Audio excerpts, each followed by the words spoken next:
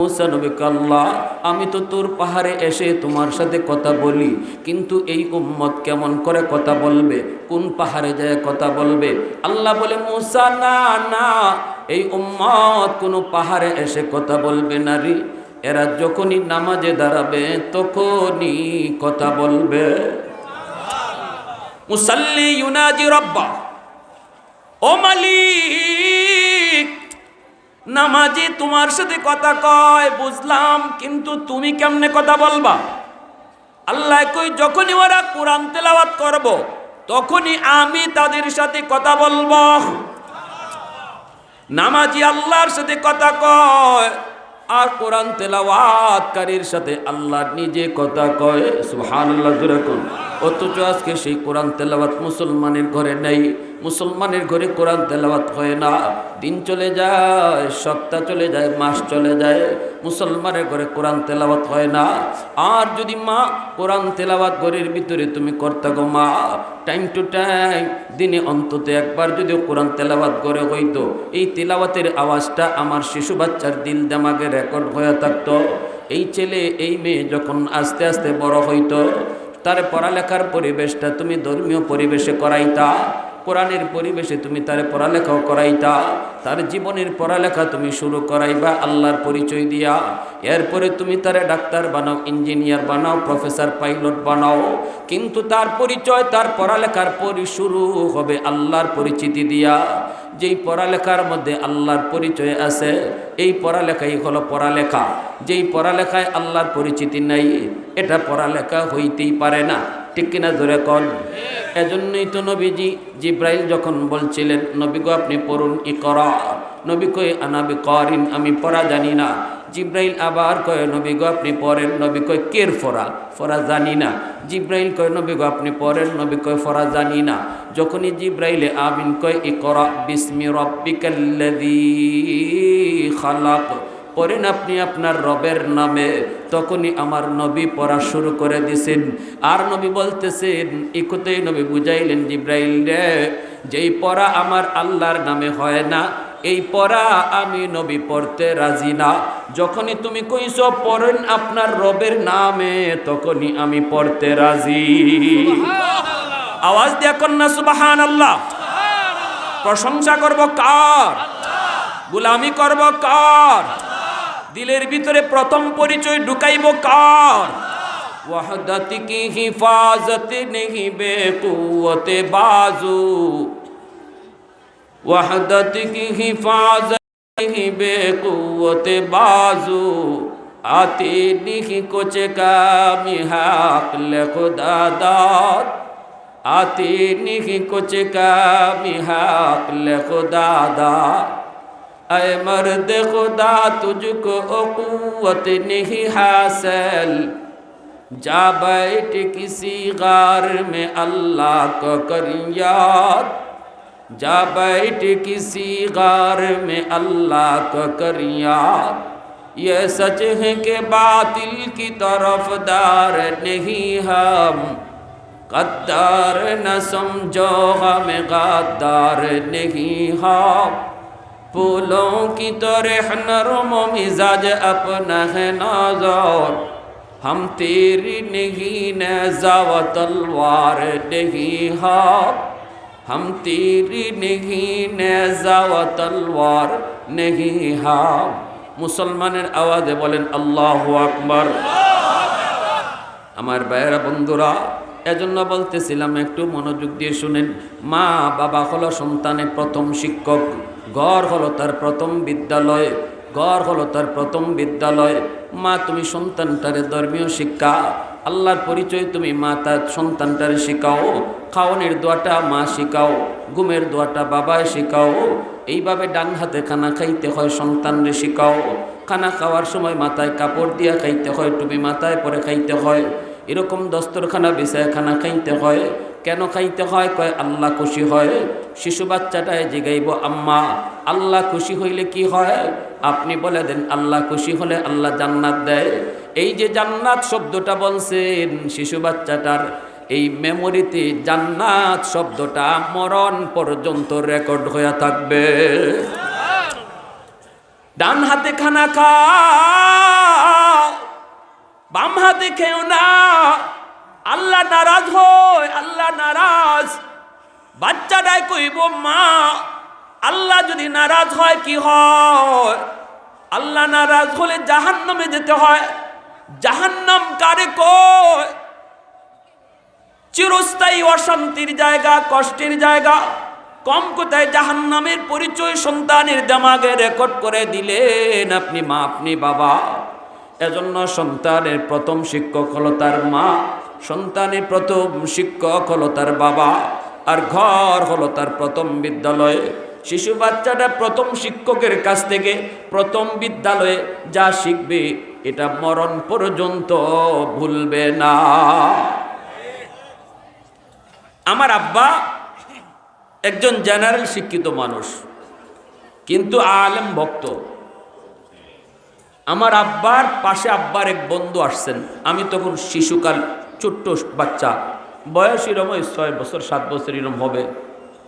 কিন্তু মনে আছে কেন এটা আমার কথাটা শুনলে বুঝবেন যে হুজুর এত আগের কথাটা আপনার মনে রইল কি করে। আমি ঢুকছি আব্বার কাছে গিয়া, আব্বার পাশে যে ছোট শিশু বাচ্চারা বাপ মার পাশে যায় এসে ঘেঁষাঘেঁষি করে, ঠিক না? তা আমি এসে গেলাম, কিন্তু সালাম দেই নেই। তো আব্বা আমারে বলতেছেন, বাবা এখানে তোমার আব্বুর একজন বন্ধু আসছে, তোমার মুরব্বী, তুমি সালাম দিলা না? তো আমি শরম পেয়ে গেলাম, শরম পেয়ে বলতেছি আসসালামু আলাইকুম আঙ্কেল। তো উনি বলতেছে ওয়ালাইকুম আসসালাম বাবা, বেঁচে থাকো বেঁচে থাকো, মাথায় হাত বুলে আমার আদর করতেছেন।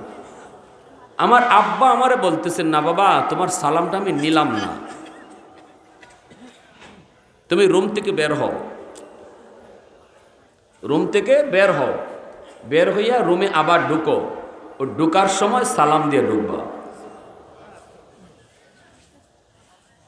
কিন্তু আমার আঙ্কেল যে মেহমান, ইনি বলতেছে ভাই এটা করেন না, শিশু বাচ্চা বুঝে না।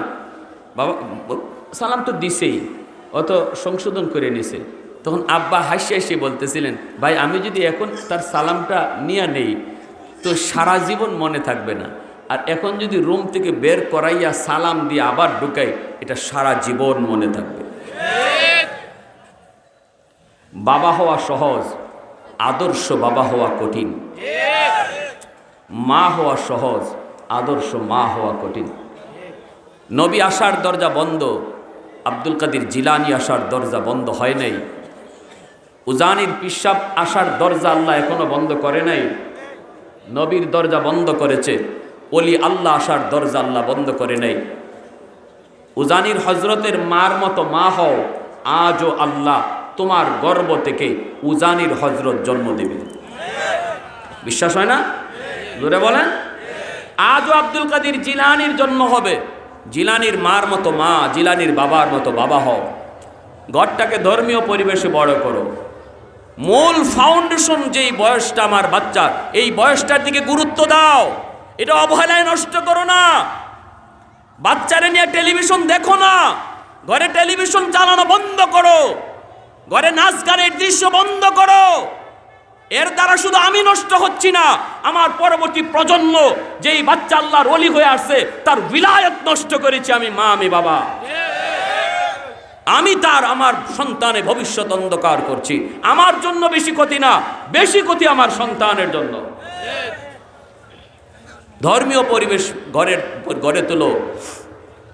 এরপরে আমার সন্তানটারে যা শিখাইবার তা শিখাইনোর পর আমি মা, আমি বাবা। আজকে কালেমা তৈবা, কালেমা শাহাদাত, গুমের দোয়া, এগুলা মা শিখাইব কখন, বাবা শিখাইব কখন? কি এক যুগ আসলো, ঘুমানোর সময় তো মা একদিকে মোবাইল টিপে, বাবা আরেকদিকে মোবাইল টিপে। যেই বাচ্চাটা ঘুমের টাইমে মার কাছ থেকে দোয়া শিখার কথা, যেই বাচ্চাটা ঘুমের সময় বাবার কাছ থেকে কালেমা শিখার কথা, এই টাইমটা তো এখন আমাদের মোবাইল টিপে টিপে যায়। বাচ্চা কি দেখলো, বাচ্চা কি শিখলো, সব দোষ হুজুরের। হুজুরের ফানি ফরায় কাম হয় না, তাবিজ ফরায় কাম হয় না, সব দোষ হুজুরের। হাজিরিন, এরপরে আমার বাচ্চারে আমি ভর্তি করব, পড়ালেখা করাবো। করান, আমরা তো এই কথা বলি না যে সবরে মুফতি সাহেব বানান। সবাই মুফতি সাহেব হলে ডাক্তার হবে কি?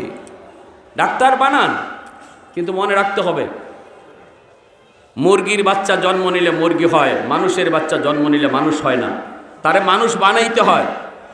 আর মানুষ বানানোর শিক্ষা হলো আল্লাহর পরিচয়ের শিক্ষা, আখেরাতের ফিকিরের শিক্ষা। যেই শিক্ষার ভিতরে এই বুঝ দেওয়া হয় এ জীবন জীবন নয়, মরণের পরের জীবনটাই হলো আসল জীবন। এ জীবনের প্রতিটা কাজের হিসাব আমার আল্লাহর সামনে পাই টু পাই আমাকে দিতে হবে। যেই শিক্ষায় এই থিওরি শেখানো হয়, প্রথমেই তার কলিজায় এই স্লোগান ঢোকানো হয়, এই শিক্ষার দ্বারাই সন্তান মানুষের বাচ্চা হয়। আর নতুবা ডাক্তার হবে, মানুষ হবে না। 20,000 টাকার লোভে পইরা নর্মাল ডেলিভারি কেসের রুগীরে বলবে সিজার করতে হবে, নইলে মাও মরবে বাচ্চাও মরবে। দিল আপনারা ডাক্তার ভয় লাগাইয়া, অথচ ডাক্তার জানে বাচ্চার পজিশন নর্মাল হবে, কিন্তু বিল কম হবে। যদি সিজার করানো হয় 20,000 30,000 টাকা একটা বিল আসবে। এই বিলটার কারণে যেই ডাক্তার সুস্থ একজন মাকে, সুস্থ একজন বোনকে সারা জীবনের জন্য অসুস্থ বানালো, সিজার করে অপারেশন করে, ওই ডাক্তারকে ডাক্তার বলবেন না ডাকাত বলবেন? আওয়াজ দিয়া বলেন। সে ডাক্তার হয়েছে, মানুষ হতে পারে নাই, কারণ তার কলিজায় এই স্লোগান দেওয়া হয় নাই এ জীবন জীবন নয়, মরণের পরের জীবনটাই আসল জীবন। এই জীবনের প্রতিটা কাজের হিসাব আমার আল্লাহর সামনে পাই টু পাই দিতে হবে, এই স্লোগান তার কলিজায় দেওয়া হয় নাই। সে মানুষের বাচ্চা হয়ে জন্ম নেয় নাই, শুধু জন্মই নিয়েছে। এজন্য আমার ভাইরা বলেছি আগেই, মুরগির বাচ্চা জন্ম নিলে মুরগি হয়, মানুষের বাচ্চা জন্ম নিলে মানুষ হয় না, তারে মানুষ বানাইতে হয়। আর এই কথাটা আল্লাহ কোরআনের, পবিত্র কোরআনের সূরাতুর রহমানে আল্লাহর কথাটাই আমি বলতেছি, এটা আমার কথা নয়, এটা আল্লাহর কথা। আল্লাহ পবিত্র কোরআনের সূরাতুর রহমানের শুরুতেই এই কথাটা বলেছেন, আর রহমান আল্লামাল কোরআন খালাকাল ইনসান।